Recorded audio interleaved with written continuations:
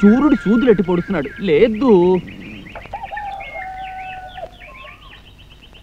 వెంకటరత్నం గారి కోడి కోత వేసేసింది. లేదు,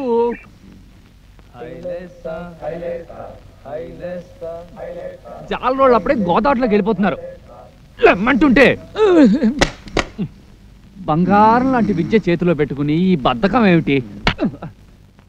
కుంభకర్ణులాగా నిద్ర ఏమిటి? అయ్యో, ఇలా అయితే నువ్వు పనికిరావు. చేతిలో ఉన్న విద్యని ఉపయోగించాలి.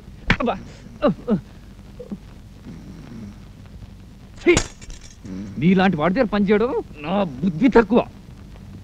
అబ్బా, ఇంత పొడుగుందేంటి కాలు?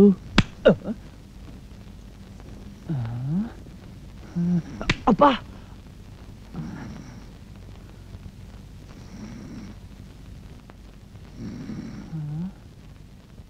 ఇదంతా నిజమే.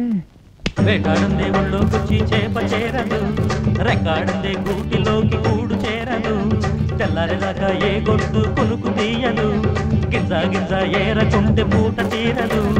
ఓగురు బాసో మదిగా ఉంటే ఎలా, బద్ధకమే ఈ జన్మకు వదిలిపోదా. గురకలలో నీ బతుకే చెడును కదా, దుప్పటిలో నీ బతుకే చిక్కినదా. లేవరా లేవరా అబ్బా పోరా సుందర సుందర తంతాను రై. ఈసారి నిద్రలేకపోయినా చంపేస్తాను రై.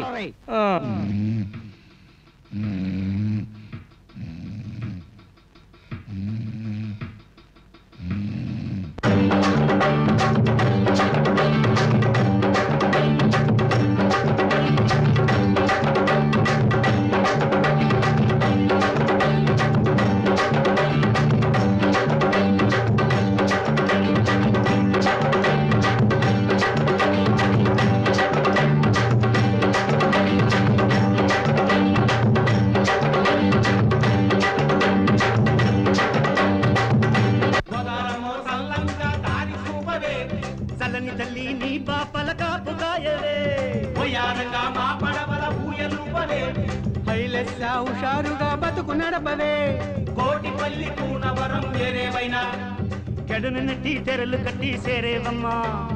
అద్దరికి ఇద్దరికి ఈ మధ్యన ఏ పొద్దు బద్ధకమే ఉండదమ్మా. మీ పడవలో పాటలో తగలయ్యా, పొద్దున్నే నిద్ర చెరగొట్టేశారు కదరా.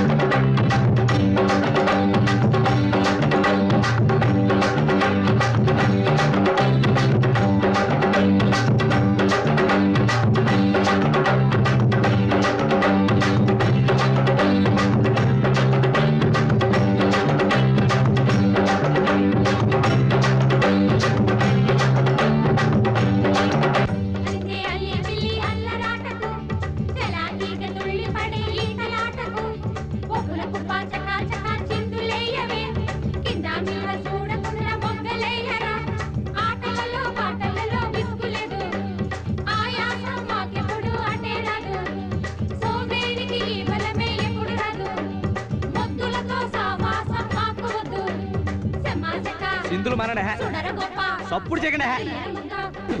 రేయ్, నా నిద్ర చెడగొట్టదన్నా.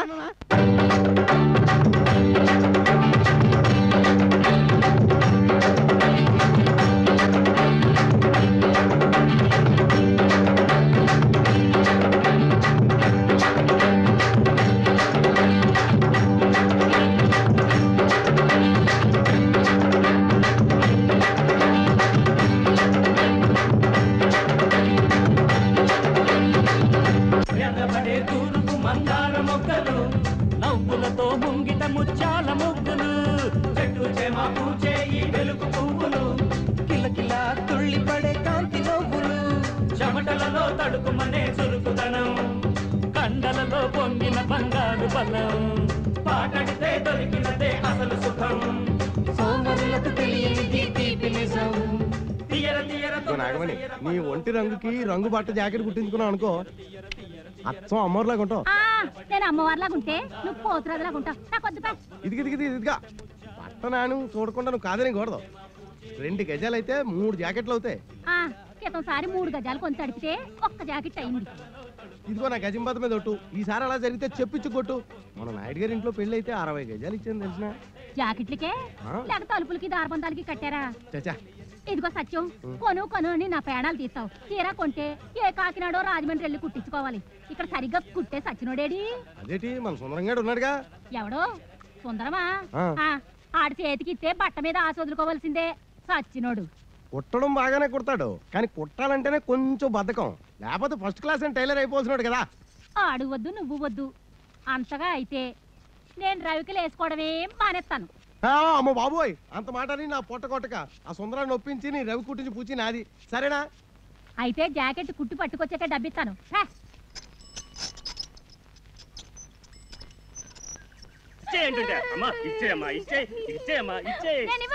నా ఏనుక్కి పెద్ద జాకెట్ కుట్టించుకుంటాను. ఏనుక్క సరిపోదు. అయితే ఒక పెద్ద తువాలు ఒకటి పట్టరా. నా ఏనుగు అంత ఉండాలి తెలుసా? సర్లే ఇచ్చేయి. పొద్దు నుంచి బేరాలు అవ్వలేదు, బోనీ చేస్తావేటమ్మా? బట్టలు సచ్చా ఒక పెద్ద తువాలు ఒకటి ఇవా.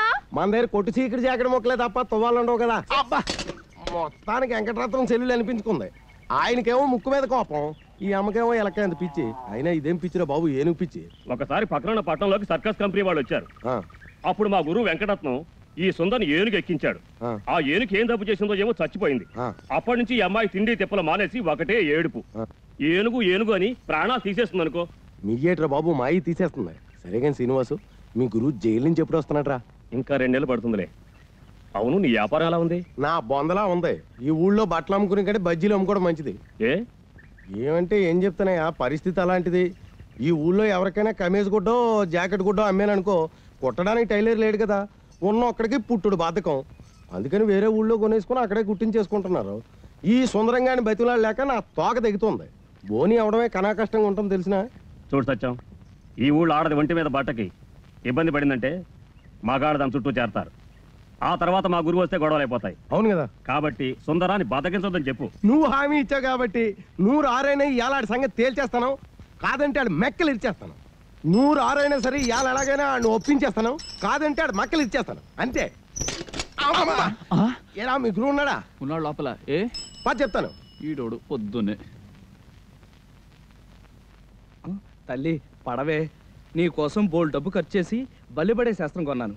కుడి భుజం మీద కానీ కడుపు మీద కానీ పడు.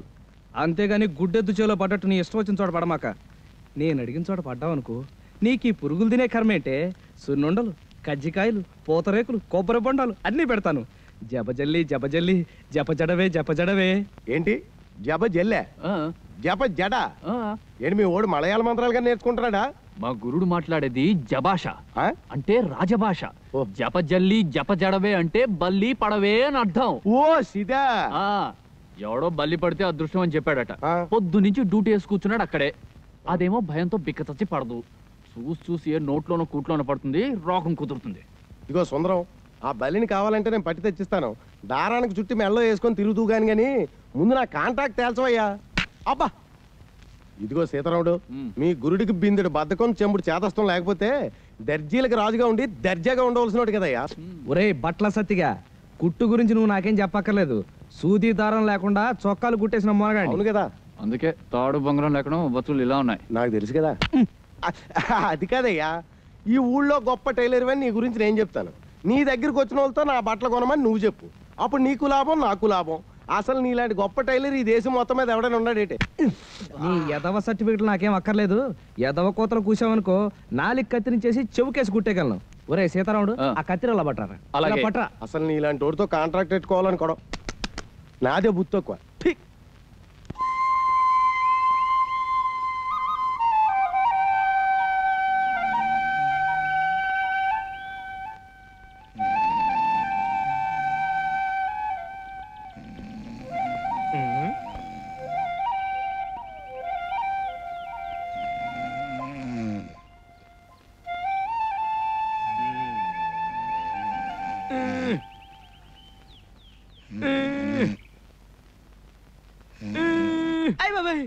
ఎవరా నువ్వు?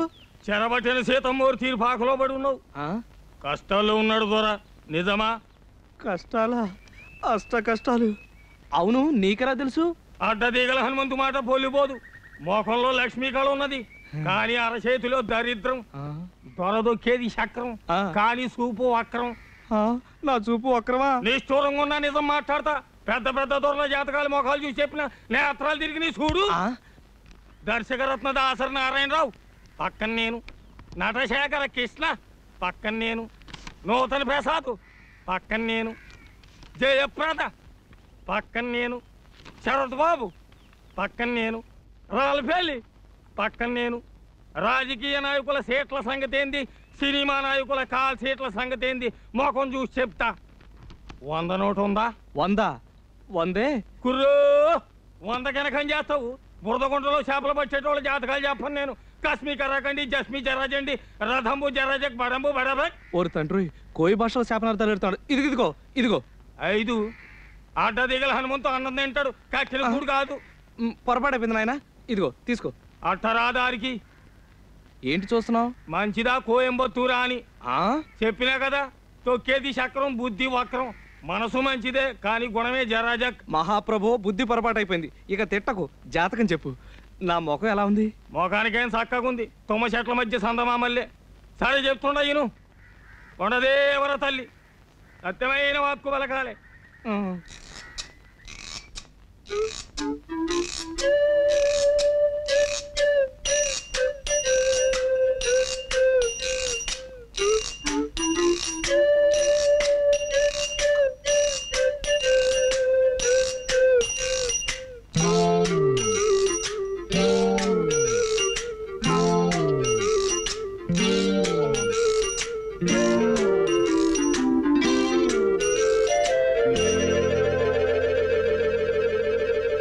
మంచి పెట్టనబొట్టు.